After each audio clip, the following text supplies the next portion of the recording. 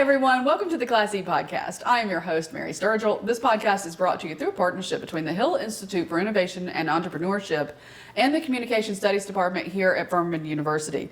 This podcast is where we highlight innovators in our entrepreneurial ecosystem that we have here in the upstate in hopes of inspiring you to reach your goals and reach out for your ventures. And today we have a very special guest. Kamber Parker is here.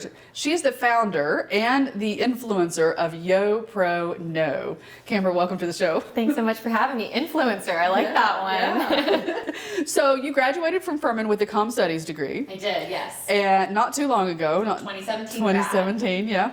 And you worked for the Parkinson's Foundation for quite a few years, from then, basically from the time you got out of school until now. Right, yeah. I spent a year in Chattanooga, Tennessee, where I experienced the corporate world. I worked for a Fortune 250 insurance company and was lucky to come back to Greenville through the Greenville Area Parkinson's Society, which I actually interned for when I was here at Furman. Yeah, that's what I thought. Yeah, and so now you have YoYoPro Know, and so what inspired you to start YoYoPro Know from working in the nonprofit realm? Yeah, so really it kind of dates back to the time that I was working in Chattanooga. I got into that first job, and there's a lot of expectations that you have going into your first career, as many people who are listening probably can relate to. And so it was actually in that first year out of college that I realized I was going to start something. I did not know what that was at the time, but I started interviewing young professionals in a really informal way through 2018 on. And so to date, I've interviewed over 550 young professionals across the country in various stages of life, industries, regions. And so it all started because of that job. But if you want to go back even farther, I think it really started here at Furman. And you did not pay me to say that, but I do think it has a lot to do with just the innovative ways that I was taught to think and the experiences that I had when I was at Furman that really started this for me. Yeah, entrepreneurs start something usually when they see a problem or a gap in that area. Is that one of the things that motivated you to start YoYoPro Know? It is, yes. I, for lack of a better word, really didn't love my first job. I really struggled in that first year finding purpose. I realized that the culture fit was not the best for me, and so that's actually why I turned to other young professionals. At the time, I was very prideful, still really am, but I really didn't want to talk to other people about how I was struggling in not finding that path for me that I thought was going to be climbing the corporate ladder, quite frankly. And so the problem that I soon realized was interviewing these young professionals, I realized that there was a common theme. Most people didn't love their first career. They also didn't love their second career. What I was trying to figure out was, what can we do that really empowers young people? And in the past 5 years that I've built this blog, now business, I have realized a lot of core overlapping themes. And that's why my purpose with this business is to help empower young professionals to be successful in the workplace, because ultimately we're the future leaders of society. Exactly, yeah. So it started as a blog, as a part-time thing that you started while you were still working full-time. And you just interviewed these folks, getting their stories. So it all comes down to storytelling, folks. We talk about that all the time. How did you move, because now you're completely full-time YoYoPro Know. Yes. How did you move it into a business? Yeah, so it has been through many, many conversations. I am really lucky to have a lot of really wonderful mentors, several from Furman, who have done a really great job of asking me questions and helping me get to this product. And I don't say finished because I think it's always evolving. Of course. But really a combination of mentors, a combination of being in the right place. Greenville is an amazing town to really cultivate a business. I definitely am pleasantly persistent in reaching out to people. I think that's what I've been told. But I've reached out to a lot of leaders in the community, and they really welcome me with open arms. I've reached out to people from the Furman community and Furman leaders, and they've given me really amazing feedback and just helped me a lot in building this business. And so to answer your original question, it was in part due to those people, but also just figuring out through talking to these young people what the core problems are. And so over the past 5 years, I have figured out the top 5 factors that influence young people to stay or leave a company. And I realized that I could take that information and help businesses really reach the masses. And it still helps my overall goal, which is to help young professionals be successful in the workplace. It's just I'm helping by getting through to the companies because economically it's a better decision for my business. The companies have money versus the individual young professionals, which that was a business model for me at a time. And so today, in 2022, what I'm doing to monetize is I work with companies, small to mid-sized companies right now, and I actually help them increase their recruiting practices and their retention of young professionals. And I'm a consultant. I use the strategies that I've learned based on talking to hundreds of young professionals. This is totally not what I had envisioned when I started this, but I've learned that stories, community, and just being really inquisitive has helped me get here today. Yeah. So you are helping companies create those better matches, I would think, for the looking for the right people, getting connected to the right people to be their employees in those early stages, those young professionals. Correct. And really it's a two-part issue if we're really looking at it. One is the recruiting side, right? I mean, talent is hard for most people to find right now, right? Finding good talent is a challenge. What I can offer these companies is, because I'm not a matchmaker, I'm not a staffing agency. Who knows what the future of YoPro will hold? I kind of envision an umbrella that maybe that's an area, but for now, I'm not a staffing agency. And so it's really important to remember that I'm helping strategize with companies based on what I know about millennials who are in the workforce as young professionals and the rising Gen Z who are in the workforce, and I help them implement the right strategies. So that's one half of the equation. The other side is once you catch good talent, what do you do to keep them? And a lot of the times it's not rocket science, but you'd be surprised to find which companies are really utilizing the best practices. And right now, I wouldn't say there's a ton out there. Right. I would agree with that. I am helping a fellow entrepreneur write his book about his journey. And one of his philosophies is to help these young people through he calls it the young people problems, right? Most companies don't have that attitude, right? And that's could be a huge cost saver because training costs, as we all know, are the number one cost that companies have, or up there anyway, depending on the industry. Retraining people, and if you create a culture and cultivate people, and cultivate them in their careers, then that changes your whole game. It really does. And can I throw out two stats? Because I think this is important based on what you just shared. So there is right now to date a $30.5 billion problem price tag on young professional retention in the US. That's a huge problem. That's from Gallup. Then the other stat is, and this is also from Gallup, is when you lose an employee, you're on average losing about a third of their salary. That's coming from the training and onboarding. It costs a ton. And something that I talk about a lot, I have spoken to Upstate Business Journal several times in the last year about the cost that's associated with losing these young people. And a lot of the time, it's the bottom line. Your bottom line is so important. For companies or leaders that are listening to this, you have to pay attention to that. And a lot of times people think, oh, well, they're not making what the C-suite is making. Well, you have enough of them at the bottom, and that's the young professionals. You are trying to build them up so that they're empowered in the future. And again, what I said earlier, these are our future leaders. So it's a huge problem. And at the time of this interview, all we're hearing about is the Great Resignation. Our economy is going crazy right now. Every day we're looking in the news and you hear something about talent, or it's a hot topic. It is a hot topic. So again, I think I'm in the right place at the right time with this issue. Yeah, I think you are too. But what I say when I am meeting with potential companies that I work with, I'm looking for the people who are forward thinking. I'm looking for the ones who know that this is a problem before I even come in the room. I don't want to have to convince anybody that this is a problem because they're probably going to need to work with me in 5 years. Yeah, that's a good point.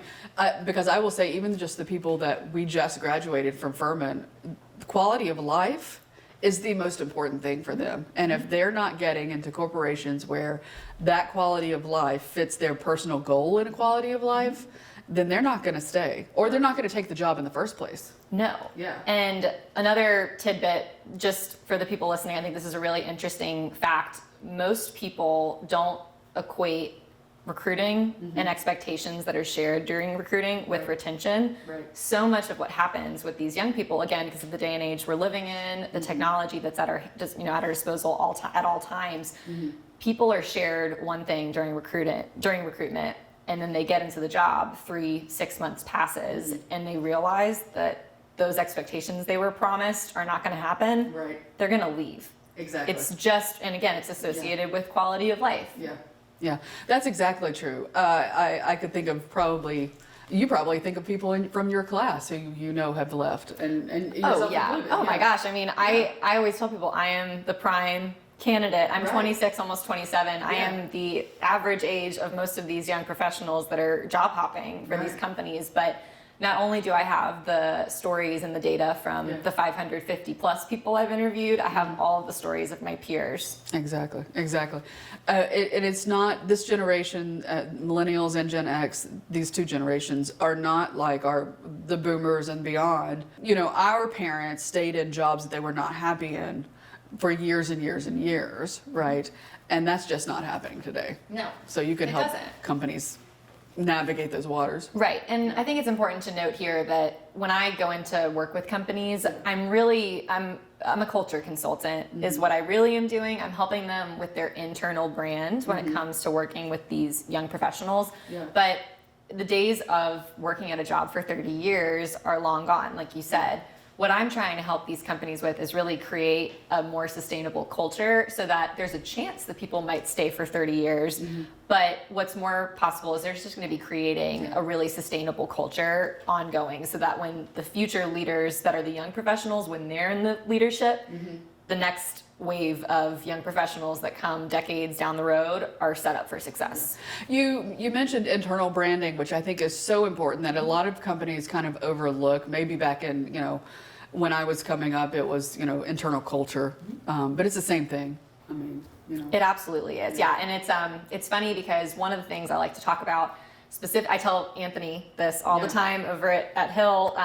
He has really encouraged me, along with many entrepreneurs that I've worked with who are mentors of mine. They're like, you have to be at the beginning kind of scrappy. You have to figure out what it is that's going to make you the cash flow that you need to grow your business. Right. And one of those ways for me was through social media freelancing. And I know it's kind of off topic from what we've been talking about, but it really goes hand in hand with this branding. Right. And what I've created is that social media has such a pull with what you're doing in the hiring and recruiting world. And so it's all kind of overlapped. So I bring that up just because sometimes it's okay to be scrappy when you're starting out, because I think it's really important. It builds your foundation for your business. Yeah. And in my case, it's kind of almost morphed into a hybrid business model for myself. I love that, and I love the evolution of what you've created, because that just shows other entrepreneurs who are listening to this and watching it on YouTube that that the idea that you initially start with isn't necessarily the one that you end with, but we always talk about pivot and that kind of thing, but you've been able to pivot and change into a model that works for what you want to do and what you're trying to accomplish, and helping companies at the same time, which also basically I think adds a tremendous amount to just our business atmosphere, our entrepreneurial ecosystem. Because I think so many young people do have that entrepreneurial mindset, Absolutely. whether they're working for themselves or for a company. And companies, I think, need to more recognize that, and you're helping them do that. So I think that's huge. Yeah, I would agree. And one thing that I would love to mention here is I was talking to a Furman grad recently who I think he graduated maybe 10 or 12 years ahead of me. So we never overlapped here, but he owns a law firm in Greenville.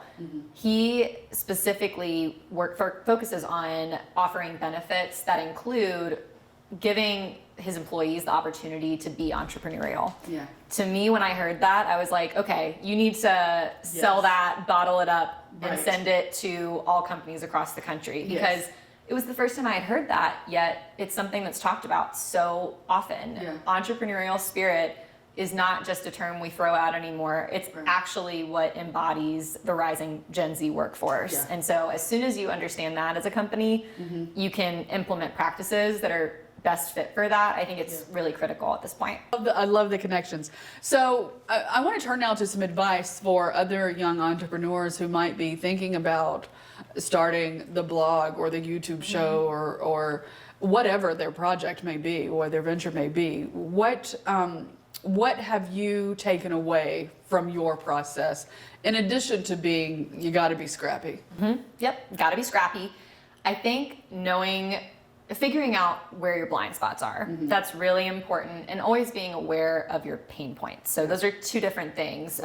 Pain points, obviously, you know that they're a pain point. Blind spots are harder to figure out because they are your blind spots, but surround yourself with people that are not afraid to tell you what those are, and just be as inquisitive as you can. I mean, I meet with people constantly and I reach out to them. I don't have a fear of doing it anymore. I definitely did at the beginning, but most of the time, especially in a town like Greenville, people are willing to give back. They're willing to give their time.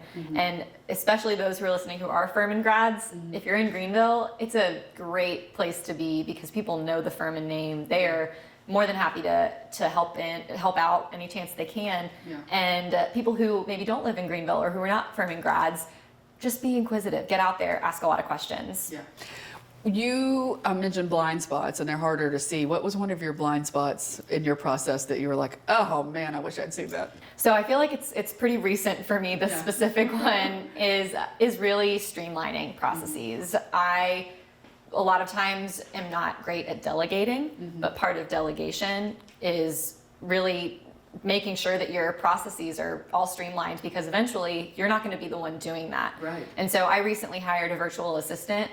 That was really hard for me at the beginning because there were so many things that I knew I thought I did it best, but she's great. She does it best now. And it's hard to get rid of that, and it takes more time on the front end for you to create templates, to create checklists, but ultimately, you know, she might not be with me forever, and that'll be in place so that the next person down the line can help.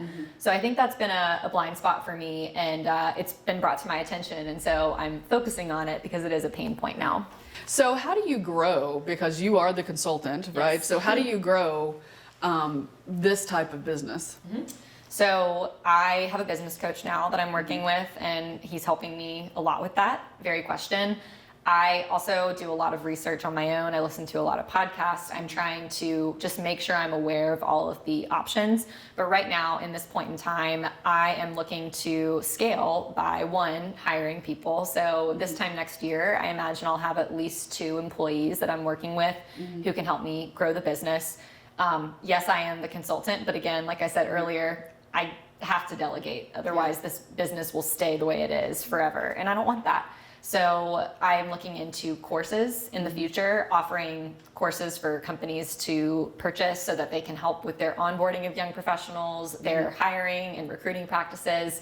And then obviously financially, if they want to make more of an investment, that's when I'll come in and do more speaking engagements.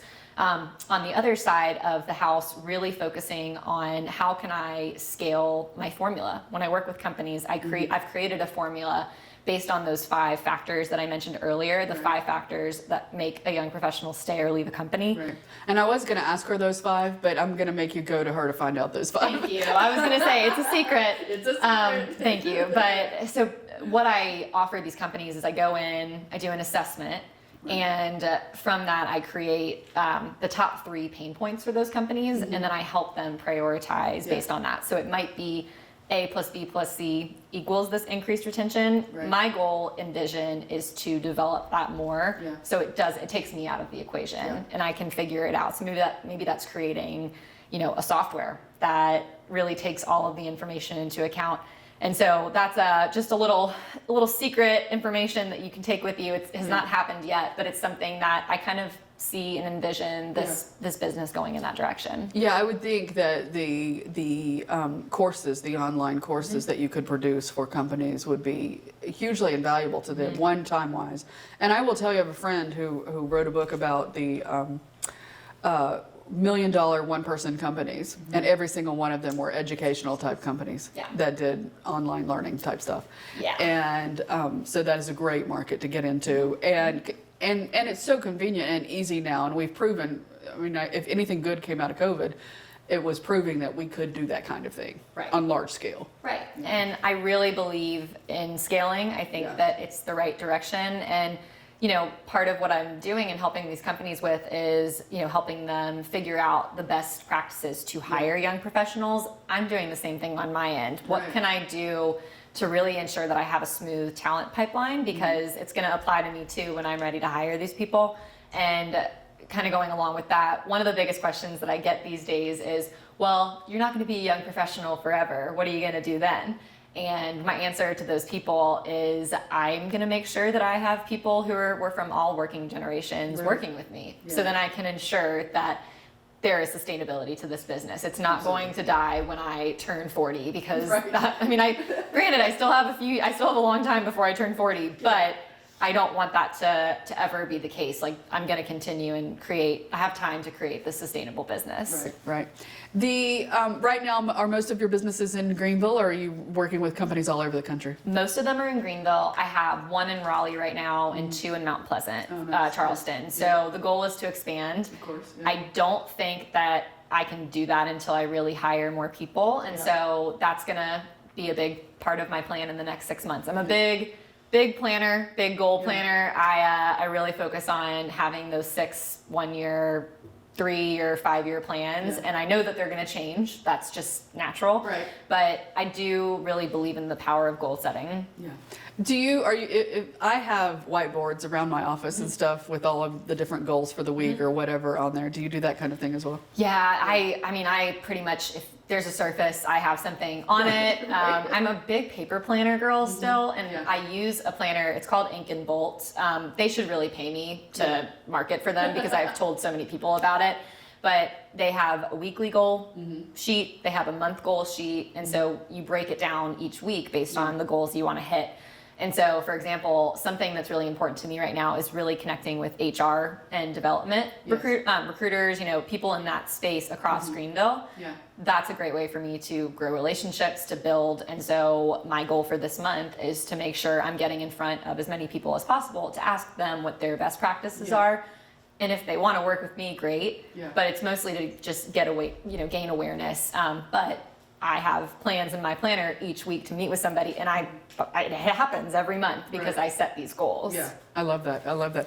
And just listening to you talk made me think of, especially with HR, some of my students recently sent their resumes to a company, I'm not going to name names, but a company, to the company headquarters, HR at the company headquarters, which is not in Greenville. They wanted to work here in Greenville at the company, but the director of that company here in Greenville never received those resumes, and so there's sometimes they have issues in that pipeline.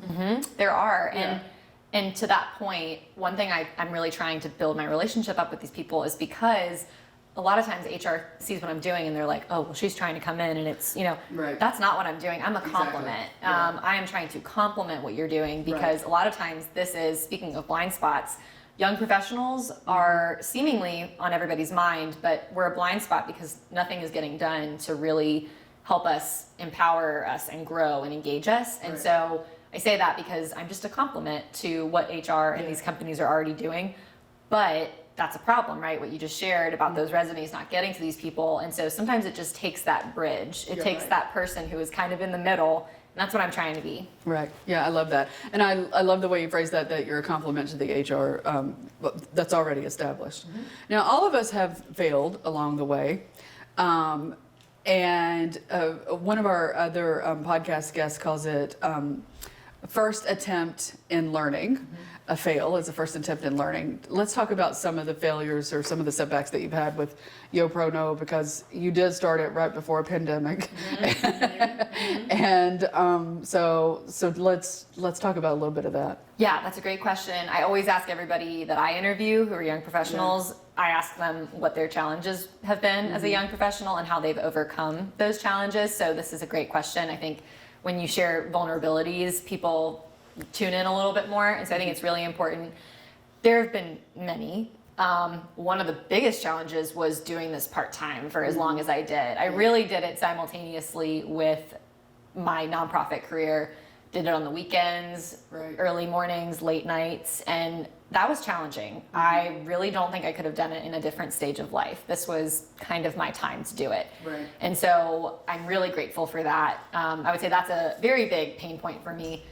Another one is definitely not figuring out certain processes early on. Like, I feel like I wasted so much time because I was doing things just the way I thought they should be done and I wasn't inquisitive at that point, like early on. An example is the beginning when I was interviewing people for my blog. For about 2 years, I called people and transcribed the interview I recorded it and then I transcribed it. Like, I was the one physically typing in the blog notes. I mean, that was stupid. Like, just things that there's technology that does that now. There is. And I had interns do it at the time. Right. Yeah. That was not efficient. And I learned, but because I was so busy doing my full-time job and then this, I didn't pick my head up to really pay attention. Right. I'm much more aware and in tune with those kind of deficiencies now. And then the third pain point for me is, again, delegation. That's really challenging for me. I've struggled with it with interns. I've struggled with it with contractors that I hire to help me with social media freelancing. And it's challenging. Being in this client-facing industry, you have to be on your A game all the time. Yeah. I feel like I never make mistakes. I do.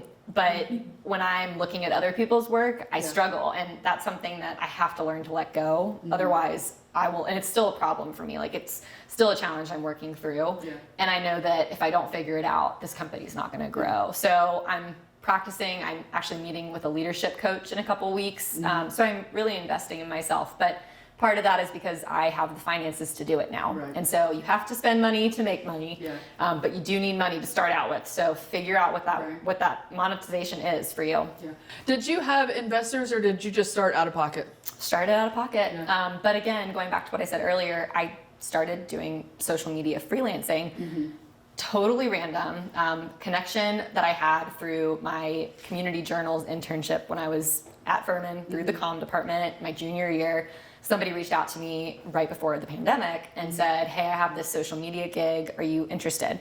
Worked with them for 2 years. Through that process, I was referred to other social media or other businesses that needed my help with social media. I started to realize how in demand that was. And then again, over time, I realized that there was this hybrid business model between the social media, which was giving me the money I needed to build YoPro.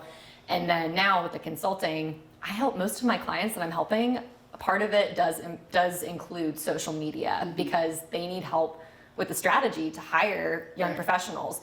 Note to everybody listening, your young professionals or future hires, future candidates, they're looking on your social media. Absolutely. They're not looking on your website. Right. And so you need to make sure that your social media is up to date. Most people I work with don't do that. And so that was how this hybrid business model was formed. And so again, it was because of a way to make money and didn't have any investors. I thought about it, but figured that was not the right decision for me at the time. Right. And I don't think I ever will. I really, unless we get into the software game, which TBD. But I think for now, that was, the best decision I ever made was figuring out how to be scrappy, because along the way, it really turned into a business model that's really profitable for me. It really has. I'm so proud of that for you. Thank you. That's so awesome. I love talking about it. Yeah, it's so good, and it shows how you are kind of on the cusp of this digital wave that companies are just now kind of getting in tune with, knowing that they need to really up their social media presence. Before, a lot of our students who graduate will be social media managers for people. And those are full-time positions. And that's why, and I think that's the other reason why some companies fall short there, is because it is a full-time gig. Yes. You really do have to have someone on that in a full-time position. Part-time just doesn't work because we live in such an instantaneous society that we need to be updating 24/7, really. Right, and it's a great way to engage your young professionals when they're on the inside as well. If somebody posts something on LinkedIn, you should probably engage with that, because that will reach their network, and that's a word of mouth marketing for you. And that will allow you to open up to get the better candidates. So along with that, let's give one other piece of advice to businesses. I don't want you to share your secret sauce, but one other piece of advice that you see that businesses are maybe making a mistake with. I think companies really need to ask their young professionals what they want. It sounds very simple. I just posted a blog on this week, actually, so you can feel free to check it out and link to it as well. It's literally called Ask Your YoPros What You Want. And I say that because so many people I talk to, they say, well, we just had somebody leave today, or they put their 2 weeks notice in earlier this week. And I always ask why. Like, do you know why? And they usually will pause, and then they say, well, it's because we can't pay them as much as the other firm or the other company, whatever it is. And most of the time I will ask, have you asked them why they left? Like, do you know, and so many people do exit interviews. A lot of times that doesn't really help. Like, some people are just not honest, unfortunately. They're like, well, I'm already out the door, I'm gonna leave. And I hate that for society as a whole. But most of the times it's because people don't ask. And so you can't just assume because maybe you have a business leader friend who's at another company and maybe they're struggling with one issue. A lot of times it's going to be there's going to be, like, again, those 5 reasons people leave. But most of the time you just have to ask, and it's not the pizza parties, it's not the ping pong. Like, I see so many funny reels today on Instagram and TikTok that are all about, you know, well, here's how they fix retention, or here's how they fix an unhappy employee. And then it's like, you know, fades to the other side, pizza party or Amazon gift card. I think I saw that very one. And I mean, they do it. So, there's so many funny people that I follow, and it's true. It's supposed to be funny, but it's true. Those are not the things that we want. Business leaders who are listening, I don't want that. My peers don't want that. We want empowerment. Give us ownership of projects. Make sure we're paid reasonable. I'm not telling you to give us, you know, $90K in our first year, which I have heard some people are, you know, expecting that in jobs that you wouldn't traditionally get that. But make sure that we have purpose and we can make an impact. Those are a few key things that I would share. And then the rest, if you want the secret ingredients, you have to come to me. There you go. And speaking of coming to you, how do they come to you? How do they find you? Yes, you can find me at our website, www.yoprono.com. You can find me on LinkedIn. I'm very active, just Kamber Parker. And that's the best way. You can find us on YouTube. That gives kind of another overview of what we do. And check out our podcast, the YoYoPro Know. Absolutely. Kamber, thank you so much for joining us today. Me. Such a good conversation, and so she is a wealth of knowledge, folks. So I suggest you contact her if you have some issues. And I would say too that no matter what size company, whether it's a company that's just starting out or one that's been around for 50 years. Absolutely. Yeah. All right. All right, everyone. Remember that we have the Greenville Starts program going on. This cohort is, if it's full, then just Google Greenville Starts. It's an 8-week program in which you get access to a ton of experts in different fields that would help you launch your venture. So if this cohort happens to be full, then just Google Greenville Starts and Furman and get yourself on the list for the next cohort, because we run those all year long, at least twice a year. So, and then the other thing we have coming up is the Paladin Pitch Competition, in which you can win a $10,000 for your venture, your idea. That is in April. You have to participate, and this is mainly for Furman students. You have to participate in the events moving up to April, because April is the finalist. So just go to the Hill Institute website to find out all about that, as well as the Clemens Angel Analyst Fellowship, which basically teaches you guys how to do your due diligence and decide what type of companies and you would like to invest in or should invest in. That does it for this episode of the Class E podcast. Folks, remember this podcast is brought to you through a partnership between the Hill Institute for Innovation and Entrepreneurship and the Communication Studies Department here at Furman University. It is produced by 2 student producers, Kayla Patterson and Eliza Pollage, a true example of the Furman advantage. And I, of course, am your host. You can find us 2 ways now, wherever you subscribe to your podcast and on YouTube. So make sure that you hit that subscribe button so that you get all of the new episodes, because we're putting out episodes almost on a weekly basis now. So lots of great discussions like the one we just had with Kamber.